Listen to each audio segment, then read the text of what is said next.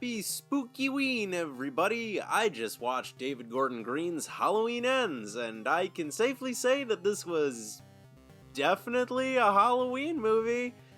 It's important to note that I had very tapered expectations for this movie. I've seen the original Halloween and its sequels multiple times, so believe me when I tell you I've seen this series at its highs and its lows. Trick or treat, motherfucker! So when I tell you that this new one is pretty damn good, you can trust me on some level.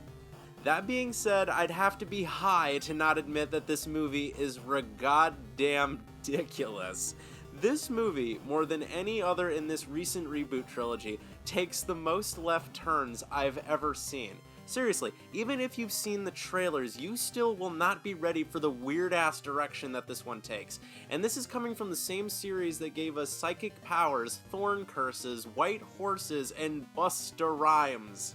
Trick or treat, motherfucker! Yes, if you've seen it, then you know Michael Myers is not the only antagonist in Halloween Ends. This new entry has seen fit to introduce a new antagonist, and in the most brutal and frankly hysterical way possible. This new guy they've introduced, Corey Cunningham, accidentally causes a child he's babysitting to fall to their death and becomes a social pariah because of it. Through this, he forms a relationship with the Strodes, and also one with Michael Myers, who is living in the sewers of Haddonfield like fucking Pennywise. Michael doesn't even show up until a good 40 minutes into the movie. Now, while I think it's a little weird to advertise this movie as basically the super epic Laurie vs. Michael final battle, and then dedicate a fair percentage of the movie to an entirely new character is a supremely weird move, it does result in a really interesting narrative. One can't deny that the Halloween films have charitably followed a very repetitive formula for a very long time.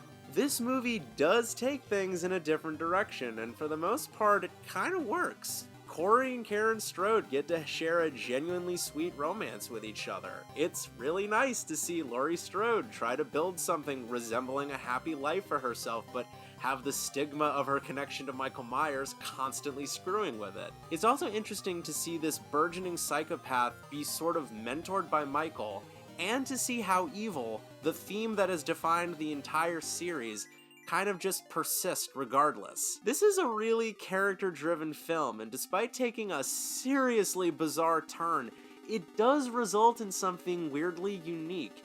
For a series this formulaic to take this big of a swing in its final outing is pretty ballsy. The best thing about this film is honestly just the way it's shot and put together. There's just a charming vibe to these films, and this one continues this trend.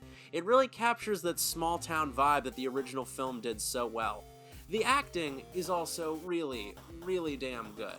There's a lot of melodrama in this movie, but the actors really try their hardest to make this hokey nonsense mean something, and they mostly succeed. Jamie Lee Curtis is in top form as Laurie Strode, and if this is her last hurrah for the character, it's a perfectly adequate send-off. The true standout of this film is definitely Rowan Campbell as Corey. He succeeds at playing a character who starts off genuinely sympathetic and likable, and then slowly devolves into this evil madness. This does sideline Michael just a bit, making him into more of a plot device than a character, which might be upsetting for some fans, but he still gets to have several really good kills, and he still gets to have his final battle with Laurie, which is appropriately brutal. Overall, this is not a terrible Halloween movie. In fact, I can honestly say that I enjoyed it. It's very brutal at times, the soundtrack is incredible, and the cinematography is way better than it has any right being. Just be aware that this is a movie that definitely pushes it in the logic department, and when I tell you that the final 20 minutes of this movie are completely batshit, just trust me on that. Anywho, 6.5 pumpkins out of 10. Yeah, I think that works.